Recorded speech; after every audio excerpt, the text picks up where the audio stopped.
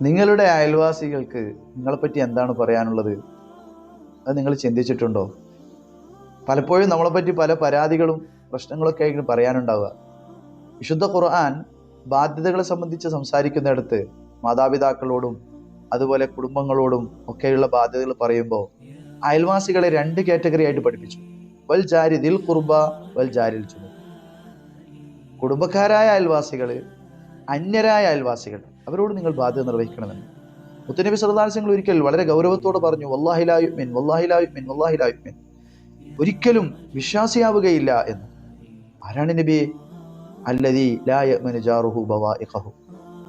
തൻ്റെ അയൽവാസികൾ ഇവന്റെ അക്രമത്തിൽ ഭയപ്പെട്ടുകൊണ്ടാണ് അവർ ജീവിക്കുന്നത്, അവർക്ക് നിർഭയത്വമില്ല എങ്കിൽ അവൻ വിശ്വാസിയാവുകയില്ല എന്ന്. ഇമാം ഖസാലി റളിയല്ലാഹുവിന്റെ ചരിത്രത്തിൽ നമുക്ക് കാണാൻ സാധിക്കും, അവിടുന്ന് എലികൾ വല്ലാതെ ശല്യം ചെയ്തപ്പോൾ പൂച്ചയെ പോറ്റിക്കൂടെ എന്ന് ചോദിക്കുന്നുണ്ട്.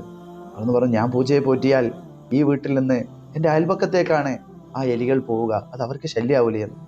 അത്രമേൽ മഹത്തായി ചിന്തിച്ച വലിയ വലിയ മഹത്തുക്കൾ നമ്മെ സംബന്ധിച്ചിടത്തോളം പഠിപ്പിച്ച ആശയമാണിത്.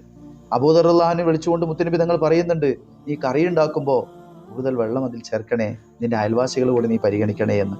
അയൽവാസികളെ പരിഗണിക്കുന്ന നല്ല സ്വഭാവം അള്ളാഹു നമുക്ക് നൽകി അനുഗ്രഹിക്കട്ടെ.